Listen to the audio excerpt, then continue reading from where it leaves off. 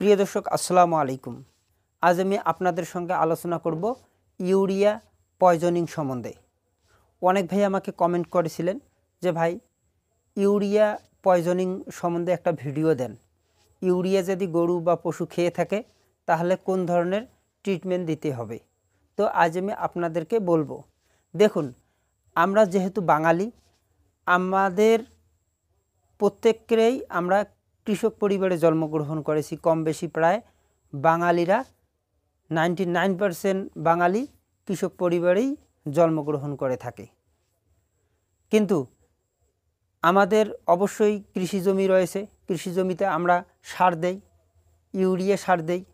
বাড়িতে গবাদি পশু অবশ্যই থাকে। গবাদি পশু যদি কোনো ভুলবশত বা কোনো কারণে ইউরিয়া খেয়ে ফেলে, বেশি মাত্রায় ইউরিয়া খেয়ে ফেলে, তাহলে কোন ধরনের ট্রিটমেন্ট দিতে হবে, কোন ধরনের প্রাথমিক চিকিৎসা দিতে হবে, আজ আমি এই ভিডিওটিতে বলবো। কেউ ভিডিওটি স্কিপ করবেন না, কেননা এই ভিডিওটি প্রত্যেকেরই জানা প্রয়োজন, প্রত্যেকেরই জানা দরকার যে ইউরিয়া সার খেয়ে ফেলে তাহলে গরুর কোন ধরনের মারাত্মক ধরনের ক্ষতি হতে পারে। দেখুন, যদি ইউরিয়া খেয়ে ফেলে তাহলে গরুটির ইউরিয়া পয়জনিং হয়ে যাবে। এমনকি বেশি মাত্রায় যদি ইউরিয়া খেয়ে ফেলে সেক্ষেত্রে গরুটি মারাও যেতে পারে। গরুটি যদি কম পরিমাণে ইউরিয়া খেয়ে ফেলে সেক্ষেত্রে একটু গরুটি অসুস্থ বা গরুটি মারা যাওয়ার সম্ভাবনা একটু কম রয়েছে যদি সঠিক নিয়মে সঠিক চিকিৎসা করেন। তো দেখুন, যদি আমরা দেখি যে গরু ইউরিয়া খেয়ে ফেলেছে এবং ইউরিয়া পয়জনিং হয়ে গিয়েছে, আমাদের প্রাথমিক চিকিৎসা কি করতে হবে সম্পূর্ণ আমি ভিডিওটিতে বলবো। তার আগে ইউরিয়া যদি গরু খেয়ে ফেলে তাহলে কি কি লক্ষণ দেখা দিতে পারে তা আমি আপনাদের সঙ্গে তুলে ধরব। দেখুন, যদি প্রথমে আমি একটা জিনিস বলবো, যদি গরুটি বা পশু ইউরিয়া খেয়ে ফেলে, ইউরিয়া সার খেয়ে ফেলে, তাহলে প্রথমেই গরুটির পেট ব্যথা চালু হবে। পেট ব্যথা অর্থাৎ কোলিক পেন চালু হবে। গরুটির মুখ দিয়ে লালা ঝরতে পারে এবং প্রচণ্ড শ্বাসকষ্ট যে রয়েছে, প্রচণ্ড শ্বাসকষ্ট হতে পারে। গরুটির শ্বাসকষ্ট এবং ফেনা আসতে পারে। গরুটি ইউরিয়া সার খাওয়ার কারণে এরকমভাবে কাঁপতে থাকতে পারে, অর্থাৎ কাঁপুনি ভাব দেখা দিতে পারে গরুটির মধ্যে বা পশুটির মধ্যে। তো লক্ষণ সম্পূর্ণরূপে শেষ। এখন এর দ্রুত প্রাথমিক চিকিৎসা কী? দেখুন, ইউরিয়া সার যদি খেয়ে ফেলে তাহলে প্রথম অবস্থায় আমাদের গরুটি বা পশুটির সর্বপ্রথম আমাদের যে কাজটি করতে হবে সেটি হলো জল অর্থাৎ পানি যে রয়েছে, পানি সর্বশরীরে খুব ভালোভাবে ঢেলে দিতে হবে, যাতে সর্বশরীরে যখন পানি ঢালবেন তখন দেখবেন যে গরুটি একটু স্বস্তির নিঃশ্বাস ফেলছে। এবং তার পর দ্বিতীয়ত আমাদের কাজ করতে হবে, প্রচুর পরিমাণে গরুটিকে পানি খাওয়াতে হবে। ইউরিয়া খেয়ে গেলে পয়জনিং হলে তো এমনিতেই পানি খাবে না, তাহলে আমাদের কি করতে হবে, বোতল দিয়ে পানি খাওয়াতে হবে। বোতল ভরাইবেন, ফির মনে করো পানি খাওয়াইয়ে দিবেন, বোতল ভরাবেন, ফির পানি খাওয়াইয়ে দিবেন। একদম পুরোপুরি বেশি পরিমাণে পানি খাওয়াতে হবে। এটা হলো 2 নম্বর পয়েন্ট, ঠিক আছে। তারপর আরেকটা জিনিস, দ্রুত ভিনিগারের ব্যবস্থা করতে হবে। ভিনিগার মুদির দোকানে পাওয়া যায়। ভিনিগার মোটামুটি যদি বড় পশু হয় সেক্ষেত্রে 1 থেকে 2 লিটার ভিনিগার খাওয়াইয়ে দিতে হবে দ্রুত। আর তার আগে যদি মারা যায় তাহলে তো কোনো কিছু করার নেই। যদি ইউরিয়া পয়জনিং হয়ে দ্রুত মারা যায় তাহলে কিছু করার নেই।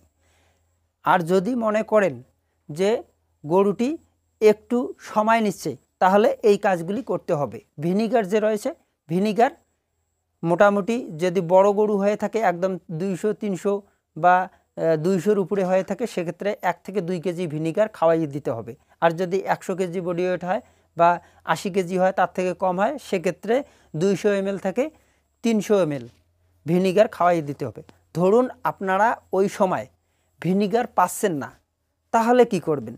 ভিনিগার ধরুন আপনাদের হাতের নাগালের বাইরে, এই যে ভিনিগার আমি দেখাইতেছি, এটাকে বলা হয় ভিনিগার, ঠিক আছে। এটা ভিনিগারের 300 গ্রামের বোতল। যদি 100 কেজি বা 80 কেজি বা 50 কেজি বডি ওয়েট হয়, সেক্ষেত্রে পুরো বোতল একবারে ভিনিগার খাওয়াইয়ে দেওয়া যাবে। ধরুন এই ভিনিগার আপনারা পাচ্ছেন না, কোথাও পাচ্ছেন না, তাহলে কি করবেন? দেখুন, অনেকেরই বাড়িতে লেবু থাকে, লেবু অর্থাৎ কাগজি যে আমরা গ্রাম্য ভাষায় বলি, লেবু থাকে। তাহলে কি করতে হবে? লেবুর রস মোটামুটি 1.5 থেকে 200 গ্রামের মতন করে নিতে হবে। তারপর হালকা গুড়ের সঙ্গে গুলিয়ে খাওয়াইয়ে দিতে হবে পশুটিকে বা গরুটিকে খাওয়াইয়ে দিতে হবে। ঠিক আছে? যদি গুড় না পান সেক্ষেত্রেও কোনো সমস্যা নাই, কিন্তু লেবুর রস অবশ্যই খাওয়াইয়ে দিতে হবে। আর যদি পাশেই যদি আপনাদের কোনো মেডিকেল স্টোর থাকে, তাহলে অবশ্যই আপনারা যে মেডিসিনটি দেওয়ার চেষ্টা করবেন সেই মেডিসিনটি হলো কোল এল। কোল এল, কোল এল নামে বাজারে পাওয়া যায় এক ধরনের মেডিসিন, সেই কোল এল দেওয়া লাগবে। তাহলে দেখবেন যে দ্রুত গরুটি সুস্থ হয়ে উঠছে। তো কোল এল যদি না পান, তাহলে এই কোল এল 2X, কোল এল 2Xও দিতে পারেন, মোটামুটি পরিমাণ অনুযায়ী দেওয়া যাবে। আপনারা যদি এই কোল এল 2X পুরোপুরি যদি 200-250 কেজি বডি ওয়েট হয়, সেক্ষেত্রে 2টা কোল এল একসঙ্গে খাওয়াইয়ে দিতে পারেন বা একটাও দেওয়া যাবে। যদি 100 কেজি হয় সেক্ষেত্রে হাফ কোল এল খাওয়াইয়ে দিতে হবে। ঠিক আছে? ধরুন আপনারা এই কোল এলটিও পেলেন না, বাজারের পাশে আপনাদের বাজার নাই, এখন পাশে মেডিকেল স্টোর নাই, তাহলে আপনারা কোল এল বা এই মেডিসিনটি পাবেন কোথায়? তাহলে ঘরোয়া পদ্ধতি কিভাবে আপনারা করতে পারেন? দেখুন, যদি কোল এল না থাকে, তাহলে কাঠের যে কয়লা রয়েছে, অর্থাৎ কাঠের যে আংড়া বলি আমরা, যেটা আংড়া হয় আর কি, কাঠের যে কয়লা রয়েছে সেই কয়লা ভালো করে পিষতে হবে, অর্থাৎ গুঁড়ো করে নিতে হবে। গুঁড়ো করে নিয়ে পানি দিয়ে গুলিয়ে খাওয়াইয়ে দিতে হবে। মোটামুটি 2 থেকে 300 গ্রামের মতো ভালো করে পানি দিয়ে গুলিয়ে খাওয়াইয়ে দিতে হবে। তাহলে দেখবেন যে গরুটি ধীরে ধীরে সুস্থ হয়ে উঠছে। তো আজ আমি প্রাথমিকভাবে যে চিকিৎসাটি করানো হয় ইউরিয়া পয়জনিং হলে, সে বিষয় নিয়ে আলোচনা করলাম। এরপর অন্য একটি ভিডিওতে আমি বলবো যে ডাক্তারি ট্রিটমেন্ট, অর্থাৎ ডাক্তাররা কোন ধরনের মেডিসিন দিবেন এবং কোন ধরনের ট্রিটমেন্ট দিলে দ্রুত সেরে উঠবে।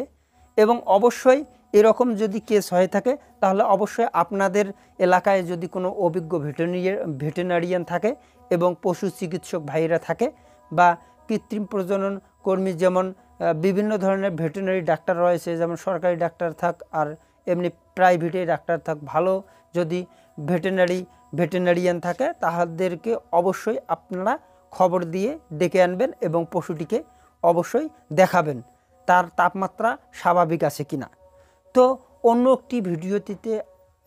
একটি ভিডিওতে আমি বলবো যে কিভাবে আপনারা ভেটেরিনারির যে ডাক্তার বাবুরা রয়েছে কিভাবে চিকিৎসা করবে, তা আমি অন্য কোনো ভিডিওটিতে বলবো। ঠিক আছে? তো ভিডিওটি যদি ভালো লেগে থাকে, তাহলে অবশ্যই লাইক, শেয়ার, কমেন্ট, সাবস্ক্রাইব করতে ভুলবেন না। ধন্যবাদ।